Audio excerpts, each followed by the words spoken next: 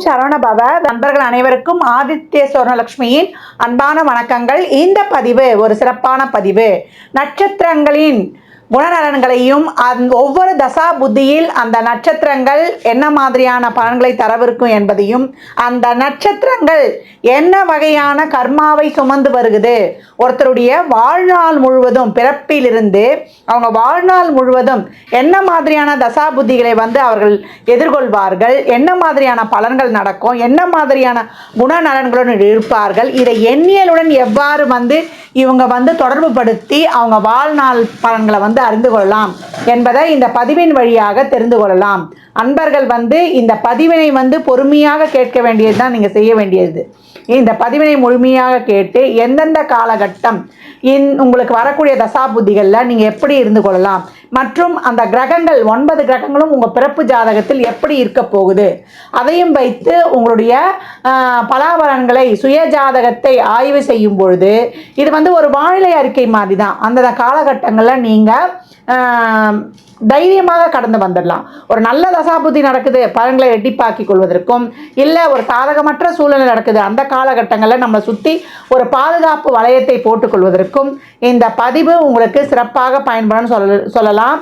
இதில் சொல்லியிருக்கின்ற எளிமையான பரிகாரங்கள், அதே போல் ஒரு இறை வழிபாடுகள், அது மட்டும் இல்லாமல் இதில் இருக்கக்கூடிய அந்த நட்சத்திரத்திற்கான பறவை, விருட்சம், யோனி இவற்றை நம்ம அன்றாட வாழ்க்கையில் இதில் சொல்லியிருக்கின்ற முறைப்படி நீங்கள் பயன்படுத்தும் பொழுது உங்களுக்கு சிறப்பான வாழ்நாளில் முன்னேற்றத்திற்கு இவையெல்லாம் ஒரு உந்துதலாக இருந்து உங்களுக்கு விரைவாக முன்னேற்றத்தை தருவதற்கு இவையும் ஒரு வகையில் உங்களுக்கு சிறப்பாக பயன்படும் அப்படின்னு சொல்லலாம். ஆயில்ய நட்சத்திரம் இதற்குரிய பலன்களை காணவிருக்கிறோம். ஆயில்ய நட்சத்திரம் கடகராசியில் வரக்கூடியது.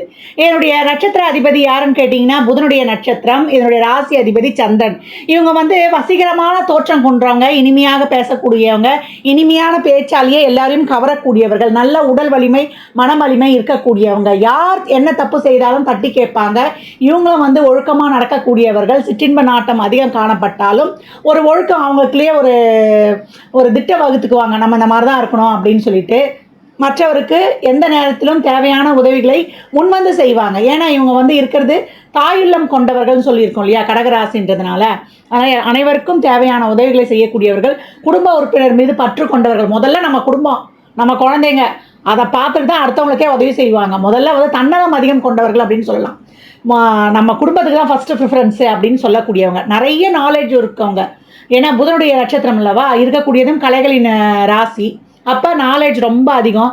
இவங்களுடைய யூகிக்கன் திறன் அதிகமாக இருக்கும். இவங்க யூகிக்கன் திறனாலேயே ஜோசியக்காரங்க மாதிரி எல்லா பலனையுமே சொல்லுவாங்க. மற்றவங்க கேட்பாங்க, என்ன நீ ஜோசியமா சொல்கிற, இப்படி டக்கு டக்குன்னு எல்லாத்தையும் சொல்லிடுறியே அப்படின்னு சொல்லிட்டு. மற்றவர்களை பற்றி சொல்வதோ இல்லை அவங்க வாழ்க்கையில் நடக்கக்கூடியதையோ இவங்க கிரகித்து முன்கூட்டியே அறிந்து கொள்ளக்கூடியவர்கள், மற்றவருக்கும் சொல்லக்கூடியவர்கள் அப்படின்னு சொல்லலாம். இவங்க எல்லாருக்கிட்டையுமே ஒரு நல்ல ஒரு ஜாலியாக மூவ் பண்ணக்கூடியவங்க. இவங்களை சுற்றி ஒரு கூட்டமே இருக்கும், நிறைய ஃப்ரெண்டு இருப்பாங்க. இவங்க நிறைய ஃப்ரெண்டாகவும் பழகுவாங்க, திடீர்னு அந்த ஃப்ரெண்ட்ஷிப்பை கட் பண்ணிக்கவும் செய்வாங்க.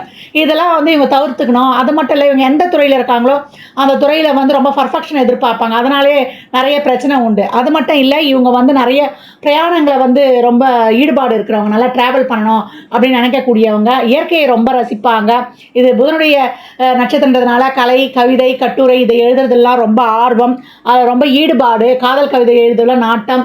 ஏன்னா காதல் வயப்படுபவர்களும் இவர்களே. இவங்க மனைவி, குழந்தைகள் மீது அதிக பற்று கொண்டவர்கள். இளமையில் காதலும் புரிவாங்க, அதில் திருமணம் செய்து கொள்வார்கள். மனைவி பிள்ளைகளை ரொம்ப அன்பு அனுசரணையாக வழிநடத்தக்கூடியவர்கள். இவங்க எந்த துறையில் இருந்தாலுமே அதில் ஒரு ஹை பொசிஷனில் இருக்கணும்னு நினைப்பாங்க. இவங்க யார் பேச்சையும் கேட்க மாட்டாங்க. ஊருக்கு உபதேசம்னு சொல்லலாம். மற்றவங்களுக்கு இவங்க அறிவுரை சொல்லுவாங்க, ஆனால் மற்றவங்க சொன்னாங்கன்னா இவங்க கேட்டுக்க மாட்டாங்க. எல்லாம் நமக்கு தான் தெரியும்ன்ற அதி புத்திசாலித்தனம், மேதாவித்தனமும் இவங்ககிட்ட கொஞ்சம் அதிகமாகவே காணப்படும். முரட்டு குணம், பிடிவாதம் இதுவும் இருக்கும். எந்த நேரத்தில் இவங்க எமோஷனல் ஆவாங்க, எந்த இடத்துல எப்படி நடந்துக்குவாங்கன்னு சொல்ல முடியாது ஒரு சில நேரங்களில். அதில் மட்டும் இவங்க கொஞ்சம் கவனமாக இருக்கணும் அப்படின்னு சொல்லலாம். இவங்க யாருக்கு எது வாங்கி கொடுத்தாலும், ஒரு பொன் பொருள், ஆடை, ஆபரணம் எல்லாம் வாங்கி கொடுத்தாலோ இல்லை இவங்களை கூட்டிகிட்டு போனாலும் இவங்க ஒரு கைராசி மிக்கவங்களாக இருப்பாங்க அப்படின்னு சொல்லலாம். இவங்களுக்கு மாந்திரிக, தாந்திரிகத்திலலாம் ஈடுபாடு உடையவர்கள் அதிகம் இருக்கிறாங்க அப்படின்னு சொல்லிட்டு நம்ம அந்த ஈடுபாடும் ஒரு சிலருக்கு இருக்கும். அந்த ராகுகேதுக்கெல்லாம் கொஞ்சம் மைனஸாக இருந்ததுன்னா ஒரு பிளாக் மேஜிக்கு இல்லை அவங்க சாதகமாக இருந்தாங்கன்னா ஒரு ஆன்மீகம் சார்ந்த துறையிலையும் கொஞ்சம் ஈடுபாடு இருக்கும் அப்படின்னு சொல்லலாம். இவங்க வந்து பெரும்பாலும் சொந்த தொழில் செய்கிறது தான் விரும்புகிறாங்க. ஒரு இடத்துல போய் வேலை செய்கிறத வந்து விரும்புவது கிடையாது. அதே போல் இவங்களுக்கு எந்த தொழிலையுமே வந்து ஒரு மனநிறைவு இருக்கும்போது இந்த தொழிலை வந்து அதிகப்படியாக ஈடுபட்டு செய்கிறாங்க. சின்ன வயசில் பார்த்தீங்கன்னா இவங்க பெற்றோர் வந்து கண்ணும் கருத்துமாக பார்த்துக்கணும். இவங்க பின்னாடியே இருந்து இவங்க வழிநடத்தும் போது இவங்க சிறப்பாக அந்த வாலிப வயதை கடந்து வந்துடுறாங்க. இல்லைன்னா ஃப்ரெண்டுங்களோட சேர்ந்து ஒரு ஊர் சுற்றுறது, ஒரு கெட்ட பழக்கங்களுக்கு ஆளாகிறதுலாம் இவங்களுக்கு இருக்கும். இவங்க டிப்ரெஷனில் அதிகமாக போயிடுவாங்க. ஏற்கனவே வந்து இவங்க ரொம்ப இந்த எமோஷனல் பாண்டிங்லாம் வச்சுக்கக்கூடாது. இந்த டிப்ரெஷன் அதிகமாக போயிடுவாங்க. அதுக்காக இவங்க வந்து விளையாட்டுத்துறை, யோகா இதெல்லாம் வந்து வைத்துக்கொள்வது ரொம்ப சிறப்பு. அது வந்து இந்த டிப்ரெஷன்லாம் இவங்களுக்கு வந்து குறைத்து விடும் அப்படின்னு சொல்லலாம். இவங்க இந்த காமர்ஸ், அக்கௌண்டன்சி, ஆடிட்டிங் இந்த துறையிலெல்லாம் போகலாம். அந்த படிப்பு வணிகவியல் சார்ந்த படிப்பை வந்து இவங்க எடுத்து படிக்கலாம். அரசியல், அரசாங்கம் இதெல்லாம் ஈடுபாடுலாம் ரொம்ப இருக்கும். இப்போ அரசு துறையே போனால் கூட, தனியார் துறை போனால் கூட இவங்க வந்து எளிதில் போய் ஒரு வேலையில் வந்து ஜாயின் பண்ணிடக்கூடாது. அந்த வேலையில் வந்து இவங்க ப்ராப்பராக ப்ரொசீஜராக போய் ஜாயின் பண்ணும்போது தான் அந்த வேலை வந்து இவங்களுக்கு நீடித்து இருக்கும் அப்படின்னு சொல்லலாம். இவங்க தொழில் செய்கிற இடங்களில் வந்து ஒரு உயர் பதவிகளையும் ஒரு 4 பேர் இதில் ஒரு நன்மதிப்பையும் பெறக்கூடியவங்க. ஏன்னா அந்தளவுக்கு இவங்க நல்லா ஈடுபாடோடு உழைக்கக்கூடியவர்கள் அப்படின்னு சொல்லலாம். இவங்களுக்கு தாய் மீது அதிக பற்று உடையவர்கள். தாய்க்காக எதை வேணாலும் களமிறங்குவாங்க. தந்தைக்கிட்ட வந்து அவ்வளோ ஈடுபாடு இருக்காது. என்ன காரணம்? இது வந்து சூரியனின் கர்மப்பதிவு உள்ள நட்சத்திரம். இந்த சூரியனின் கர்மப்பதிவுனா சூரியனின் சாபம் பெற்ற நட்சத்திரம். ஏன்னா தந்தையால் அனுபவிக்கக்கூடிய அனைத்தும் வந்து இவங்களால் வந்து அனுபவிக்க முடியாது.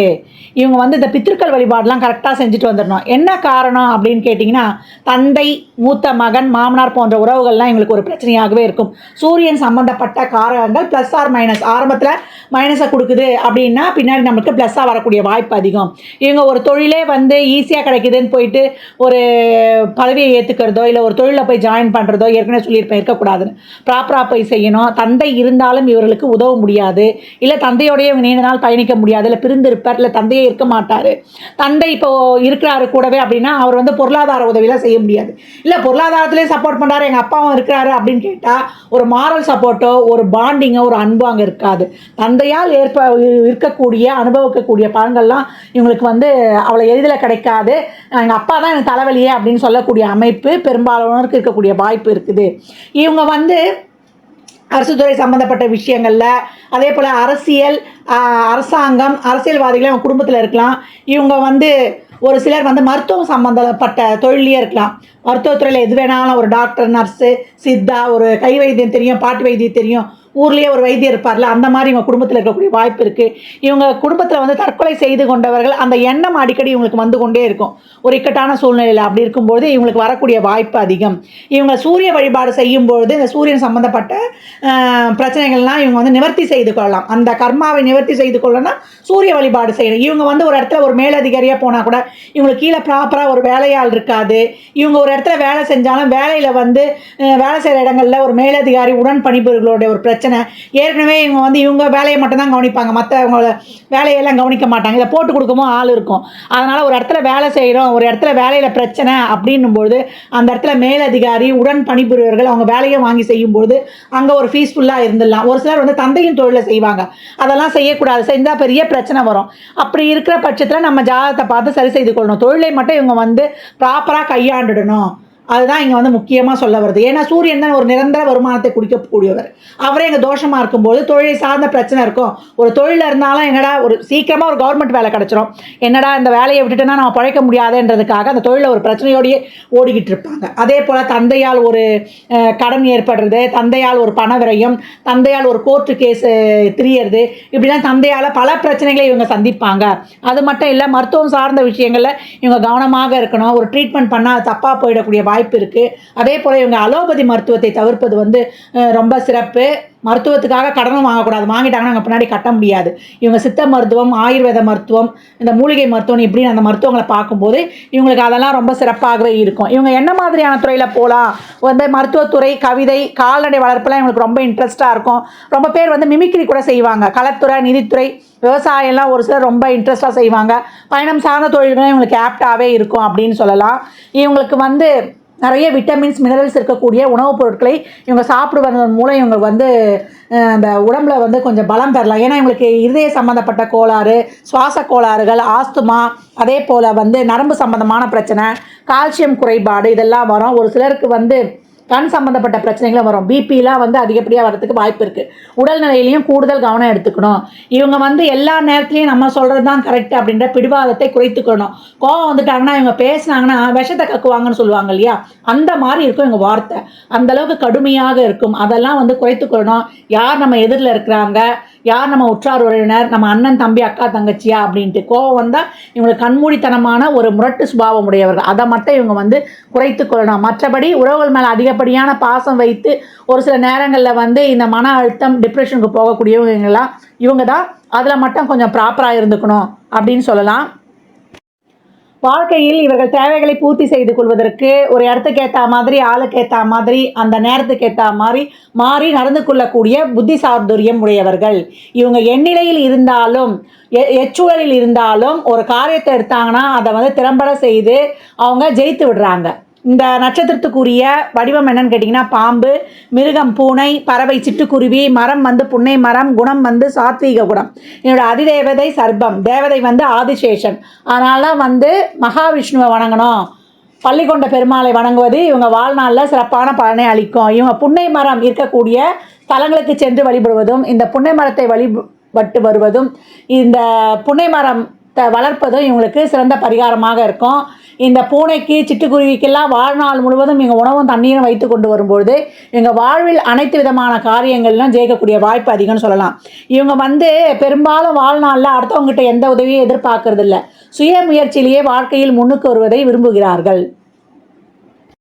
ஆயில்ய நட்சத்திரக்காரர்கள் என்ன மாதிரியான தசாபுதிகளை கடந்து வராங்க அப்படின்னு பார்க்கும்பொழுது ஆரம்ப தசையே வந்து புதன் தசை தான். 17 வருடம் பெற்றோருடைய அன்பு, அரவணைப்பு, பாசம் இதெல்லாம் புதன் சிறப்பாக இருக்கும்போது கிடைக்குது. நல்ல புத்தி கூர்மை, கிளாஸில் ஒரு ஃபஸ்ட் ரேங்க் வர்றது, எந்த போட்டி வைச்சாலும் அதில் ஒரு முதலிடத்தை பெறுவது, கதை, கட்டுரை, இலக்கியம், ஓவியம், டிராயிங், அதே போல் விளையாட்டுத்துறையில் ஏதாவது ஒன்று இவங்களை சேர்த்து விட்டுறணும். விளையாட்டுத்துறை, உடற்பயிற்சி, யோகான்னு சின்ன குழந்தைலேருந்தே இவங்களை வந்து ஒரு பழக்கம் வச்சுக்கிறது இவங்களுக்கு ரொம்ப சிறப்பு. ஏன்னா இவங்க எமோஷ்னல், அதே போல் வந்து மன அழுத்தமும் ஜாஸ்தி வந்துடும் இந்த காரணத்தினால. இதெல்லாம் தவிர்க்கிறதுக்கு சின்ன வயசுலேருந்தே பெற்றோர்கள் இவருக்கு ஏதாவது ஒரு விளையாட்டை கற்றுக் கொடுக்கறதையோ இல்லை ஒரு உடற்பயிற்சியில் வந்து ஈடுபடுத்தி விடுறது ரொம்ப சிறப்பு. அடுத்து வரக்கூடியது உங்களுக்கு என்னன்னு கேட்டிங்கன்னா கேது தசா. இது 7 வருடம், 17 வயசுலேருந்து 7 வருடம், 24 வயது வரைக்கும் இருக்கும். இது வந்து இவங்க வந்து நல்லா படித்து வரக்கூடிய காலகட்டம். கேது சிறப்பாக இருக்கும்போது ஒரு வெளிநாட்டு கல்வி, இன்னும் கொஞ்சம் அதிகப்படியாக தெரிந்து கொள்ளக்கூடிய ஆர்வம் இதெல்லாம் இவங்களுக்கு இருக்கும்.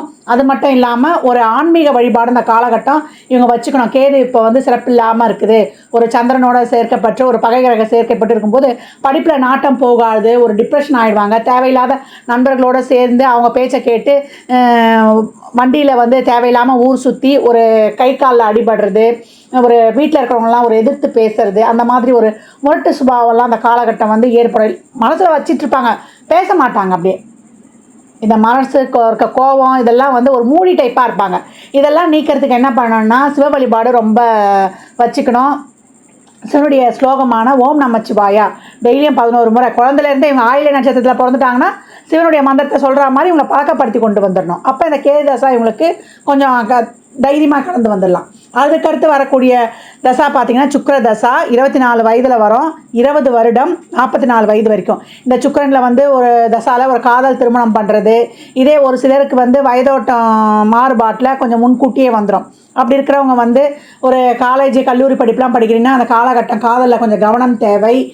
லவ் இருந்தாலும் நம்ம கரியர்லேயும் ஒரு ஸ்டெபனாக இருக்கணுன்ற ஒரு எண்ணத்தை வந்து வச்சுக்கணும். நல்ல குழந்தை பேர், ஒரு நல்ல ஒரு திருமண வாழ்க்கை இதெல்லாம் அமையிறது, ஒரு நல்ல ஒரு படித்த படிப்புக்கேற்ற ஒரு வேலை கிடைக்கிறது, இதெல்லாம் சுக்கரன் சிறப்பாக இருக்கும்பொழுது ஒரு வண்டி வாகன சேர்க்கை, ஆடை ஆபரண சேர்க்கை, ஒரு நல்ல உறவுகளில் ஒரு மகிழ்ச்சி, இதையெல்லாம் அந்த சுக்கரன் கொடுத்துருவார்.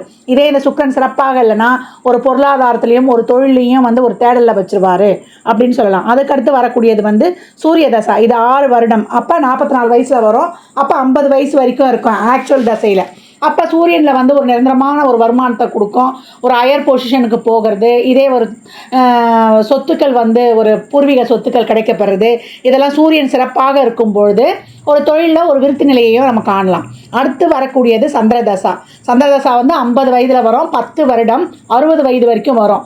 இந்த பாதம் வித்தியாசம் வரும் இல்லையா? இப்போ ஒரு 2ஆம் பாதத்தில் பிறக்கிறாங்க அப்படின்னா அவங்களுக்கு 42 வயதுலேயே இந்த சந்திரதசா வரும். இந்த சந்திரன் வந்து சிறப்பாக அமைஞ்சிருச்சுன்னா ஒரு தொழிலுக்காக ஒரு இடம்பெயர்வு, ஒரு வெளிநாட்டு பிரயாணம், அது மட்டும் இல்லாமல் தாய் வழி சொத்துக்கள் கிடைக்கப்படுறது, எக்ஸ்ட்ரா கொஞ்சம் ஒரு தொழிலில் ஒரு வருமானம், ஒரு சொத்து பத்து சேர்க்கையெல்லாம் ஏற்பட்டுடும். இதே இந்த சந்திரன் வந்து ஒரு மறைவிடங்களில் போய் உட்காந்துட்டாரு, ஒரு பாவகிரக சேர்க்கை பெற்றுட்டாருன்னா ஞாபகத்திறன் ஏற்கனவே கம்மியாயிடும், மன உளைச்சல், மன சோர்வு, உறவுகளில் ஒரு பிரச்சனை, இதெல்லாம் ஏற்பட்டுடும். ஒரு முடிவு வந்து எடுக்க முடியாது. அந்த காலகட்டங்களில் என்ன பண்ணணும்னா குடும்ப உறுப்பினர்களுடைய ஆலோசனை கேட்டு நடப்பது வந்து இவங்களுக்கு ரொம்ப சிறப்பாக இருக்கும் அப்படின்னு சொல்லலாம். அதுக்கடுத்து வரக்கூடியது வந்து செவ்வாய் தசை. இந்த செவ்வாய் வந்து இவங்களுக்கு சொத்து பத்து எல்லாத்தையுமே கொடுத்துரும் அப்படின்னு சொல்லலாம். ஒரு தாய் வழி சொத்துக்களோ இல்லை இவங்க பூர்வீக சொத்துக்கள் கிடைக்கிறதோ, ஒரு சகோதரர் மூலம் ஒரு உதவி, ஒரு வண்டி வாகன சேர்க்கை, இதெல்லாமே வந்து அமையக்கூடும் செவ்வாய் சிறப்பாக இருக்கும்பொழுது. இதே வந்து செவ்வாய் சிறப்பாக இல்லைன்னா ஒரு உடல்நிலை பாதிப்பு, ஒரு இருதய சம்மந்தப்பட்ட ஒரு பிரச்சனை, ஒரு வந்து ஹெல்த்தில் வந்து ஒரு இம்யூனிட்டி பவர் இல்லை அப்படின்ட்டு ஒரு உடல்நிலை பாதிப்பும் ஏற்படக்கூடும் அப்படின்னு சொல்லலாம். அடுத்து வரக்கூடியது உங்களுக்கு என்னன்னு பார்த்தீங்கன்னா, இந்த செவ்வாய் தசை வந்து ஆக்சுவலாக உங்களுக்கு 7 வருடம் 60 வயதில் வரும். அப்போ 67 வயது வரை, ஒரு சிலருக்கு வந்து 52 வயதில் வரும். இந்த செவ்வாய் தசையில் செவ்வாய் சிறப்பாக இருக்கும்பொழுது நம்மளுக்கு நன்மையாகவே செய்திட போகுது. இதே செவ்வாய் சிறப்பு இல்லைன்னா ஒரு பங்காளி வெளில ஒரு பிரச்சனை, இல்லை சகோதரர்கள் கூடயே ஒரு முரண்பட்ட கருத்து, இதெல்லாமே ஏற்படும். அதனால் செவ்வாய் தசையில் வந்து கொஞ்சம் கவனமாக வண்டி வாகனங்களில் செல்லும்பொழுதுலாம் கொஞ்சம் கவனமாக கடந்து வந்துடணும் அப்படின்னு சொல்லலாம். அதுக்கடுத்து வர்றது பார்த்தீங்கன்னா உங்களுக்கு ராகு தசா. ராகு தசா 18 வருடம். ஆக்சுவலாக வரக்கூடிய வயசு பார்த்தீங்கன்னா 67 வயசில் வரும். அப்போ 18 வருடம்னா 85 வயது வரைக்கும் இருக்கும். இப்போ நம்மளுக்கு வயதோட்டத்தின் அடிப்படையில் ஒரு சிலருக்கு 59 வயதில் வரும்.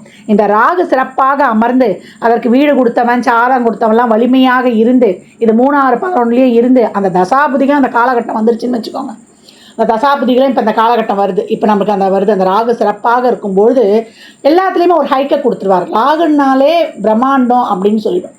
அப்போ இந்த காலகட்டம் தொழிலில் ஒரு உயர்வு, பொருளாதாரத்தில் ஒரு உயர்வு, அரசியலில் இருந்தால் அவங்களுக்கு ஒரு பேர் புகழ் கிடைக்கிறது, அதே போல் ஒரு சொத்து பத்து, வண்டி வாகனம் சேர்க்க, ஒரு லக்ஸுரியான வாழ்வு, இது வரைக்கும் வாழ்நாளில் ஒரு சந்தோஷமே, ஒரு வசதி வாய்ப்பே இல்லைன்னா இந்த காலகட்டம் உங்களுக்கு ஒரு சிறப்பான வசதியும் கொடுத்து உங்களுக்கு அனுபவிக்கவும் வச்சுருவார் இந்த ராகு. இதே இந்த ராகு சிறப்பாக இல்லைன்னா உங்களுக்கு ஒரு பொருளாதாரத்தில் ஒரு பிரச்சனை, ஒரு குடும்ப உறவில் ஒரு பிரச்சனை, ஒரு உறவுகளை இழக்கிறது, உங்கள் உடல்நிலையிலேயே ஒரு பாதிப்பு, இதையும் கொடுத்துருவார்.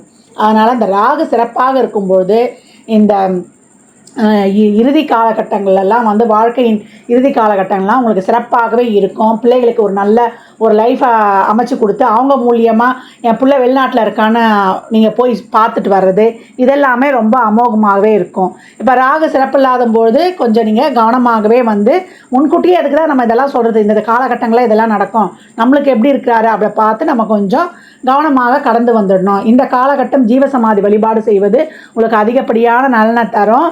வெற்றிக்கனவே பிறந்தவள் துர்கையை வழிபடுவது, நரசிம்மரை வழிபடுவது, இதெல்லாம் உங்களுக்கு கை மேலே பலன் கொடுக்கும். ஆயிலை நட்சத்திரக்காரர்கள் வந்து பெரும்பாலும் தாய்மை குணம் கொண்டவர்கள், ரொம்ப எமோஷ்னல் பாண்டிங்லாம் இருக்கும். இதெல்லாம் வந்து கண்ட்ரோலில் வச்சுக்கணும். ஏன்னா அந்த படிக்கிற வயதுலலாம் வந்து காதலெல்லாம் போய் மாட்டிக்கக்கூடாதுன்னு நான் ஏற்கனவே சொல்லியிருப்பேன். அந்த காதல் செய்தாலும் நம்ம வாழ்க்கையில் முன்னுக்கு வரணுன்ற எண்ணத்தில் குறிக்கோளில் உறுதியாக இருக்கணும்.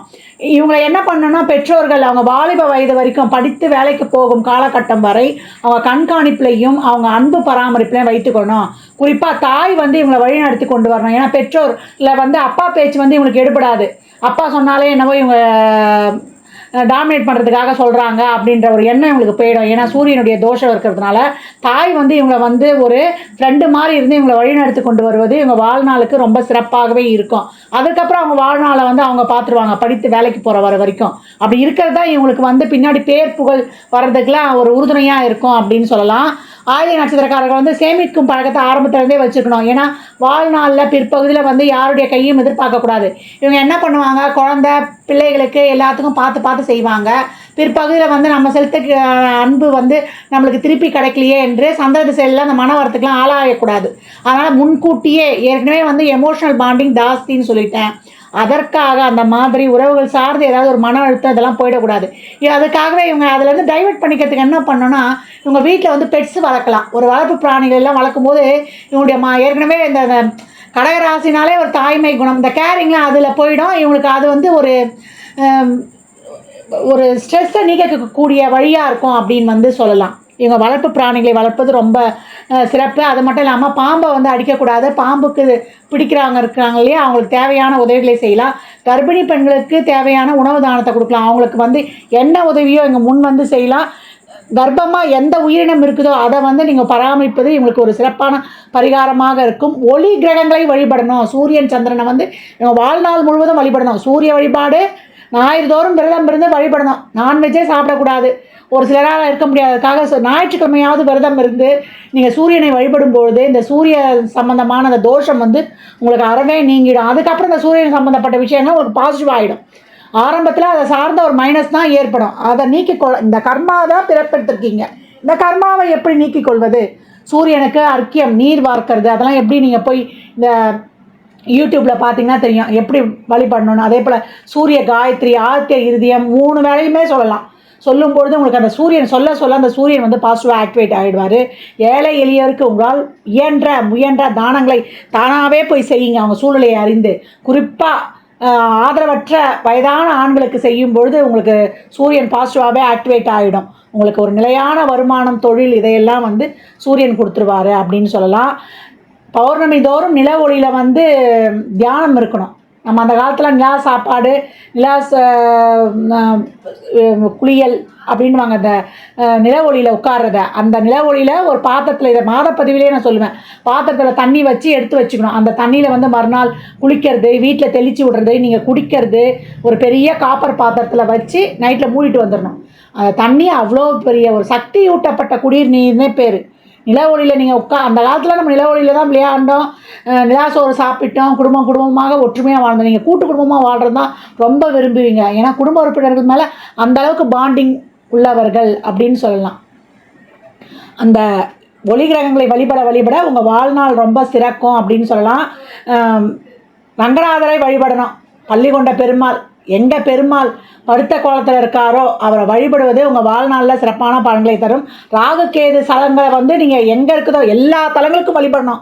எப்பெல்லாம் நேரம் கிடைக்குதோ புற்று வழிபாடு, நாகர்கள் வழிபாடு. ஏன்னா உங்களுடைய இதுவே தேவதையே வந்து சர்ப்பம் தான். இந்த சர்ப்பத்தை வழிபட உங்கள் வாழ்நாள் வந்து சிறப்பாக இருக்கும் அப்படின்னு சொல்லலாம். இந்த வழிபாடுகளெல்லாம் யாரால் எதை முடியுமோ அதை தாராளமாக பின்பற்றுங்க. சிவனுடைய நாமத்தை சதா சர்வகாலமும் சொல்லிக்கொண்டே இருக்கும்பொழுது உங்கள் வாழ்நாளில் சகல விதமான சம்பத்துகளையும் அடையலாம். ஆயில்ய நட்சத்திரத்தோடு இந்த எண்ணியல் எப்படி பயணிக்குதுன்னு பார்க்கும்பொழுது இந்த ஆயில்யம் புதனின் நட்சத்திரமாகும். இந்த புதனுக்கு எண்ணியலில் 5ஆம் எண் தரப்பட்டிருக்குது. இந்த 5ஆம் எண்ணுக்கு 2 நட்பு எண்கள் இருக்குது. அது 1, 4. இந்த ஆயில்ய நட்சத்திரத்தோடு இந்த 5, 1, 4 என்ற எண்ணில் பிறந்தவர்களோ அந்த கிழமை, அந்த நாள், நட்சத்திரம், நேரம், ஓரை இதெல்லாம் வந்து இவங்க வாழ்நாளில் பிறப்பிலிருந்து வாழ்நாள் முழுவதும் பயணிக்கும். இந்த எண்ணில் பிறந்தவர்கள்னு சொல்லிட்டோம். இவங்க பிறப்பு தினமாகவும் இருக்கலாம். இவங்க உறவுகள், இவங்க சோல்மேட், இவங்களுடைய அனைத்து விதமான ஈவெண்ட்டுங்களும் இந்த எண்களில் அடங்கும் அப்படின்னு சொல்லலாம். இந்த 5ஆம் எண் என்று சொல்லும் பொழுது 5, 14, 23, 1 என சொல்லும் பொழுது 1, 10, 19, 28, 4 என்று சொல்லும் பொழுது 4, 13, 22, 31 அந்த தேதிகளில் பிறந்தவர்கள் இவங்க வாழ்நாள் முழுவதும் தொடர்ந்து பயணிப்பாங்க. இவங்களுடைய சாதக பாதகமான நேரங்களில் செயல்கள்லையும் இந்த எண் ஏதாவது ஒரு விதத்தில் வந்து கனெக்டிவிட்டி ஆகும். அதை வந்து நீங்கள் மேட்ச் பண்ணி பார்த்தீங்கன்னா ரொம்ப அமேசிங்காக இருக்கும். உங்கள் அன்றாட நிகழ்வுகளில் எப்படின்னு பார்த்தீங்கன்னா உங்கள் கதவு எண், உங்கள் வண்டி எண், உங்கள் பேங்க் பாஸ்புக் நம்பரு, நீங்கள் ஸ்கூலில் சேர்ந்தது, காலேஜில் சேர்ந்தது, உங்களுடைய திருமண டேட்டு இதெல்லாம் வந்து இதோடைய கூட்டு எண்ணாகவோ இல்லை இதை எண்ணாகவோ இருக்கக்கூடிய வாய்ப்பு அதிகம். இந்த எண்கள் உங்கள் பிறப்பு ஜாதகத்தில் எதை தர பாக்கியதப்பட்டிருக்கு என்பதை அறிந்து உங்களுடைய உறவுகளுக்கு, உங்களுடைய பொருளாதாரத்திற்கு, உங்கள் தொழில் ஸ்தானத்திற்கு நடக்கக்கூடிய தசாபுதிகளுக்கு ஏற்ப நம்ம நியூமராலஜியை பயன்படுத்தி ஒரு சிறப்பான பெயரை வைத்து நம்ம செயல்படுத்தும் பொழுது வாழ்வில் வந்து அனைத்து விதமான நற்பலன்களையும் ரெட்டிப்பாக்கி கொள்ளலாம். ஒரு சாதகமில்லாத சூழ்நிலையில் வந்து நம்ம சுற்றி ஒரு கேடயமாக இது செயல்படும். அந்த அளவுக்கு வந்து இந்த எண்ணியல் சிறப்பாக வந்து கிரகங்களுடன் இணைந்து அவ்வளோ ஒரு மேஜிக் பண்ணும். ஆச்சரியமாக இருக்கும் அதை இணைத்து பார்க்கும்பொழுது. ஆயில்ய நட்சத்திரக்காரர்களுக்கு இந்த பதிவில் சிறப்பாக வந்து தசாபுதி பலன்கள் சொல்லப்பட்டிருக்கு. இதில் வயதோட்டம் வந்து வித்தியாசம் காணப்பட்டாலும் 4 பாதம் என்பதனால தசாபுத்திகளில் நடைபெறக்கூடிய பலன்கள் ஒரே சீராகவே சிறப்பாகவே இருக்கும். மேலும் இதில் சொல்லப்பட்டிருக்கின்ற அனைத்து விதமான இறை வழிபாட்டுகளையும் பரிகார முறைகளையும் பின்பற்றி உங்கள் வாழ்நாள் முழுவதும் சிறப்பான பலனை அடைவதற்கு என் மனமார்ந்த வாழ்த்துக்களை தெரிவித்துக் கொள்கிறேன்.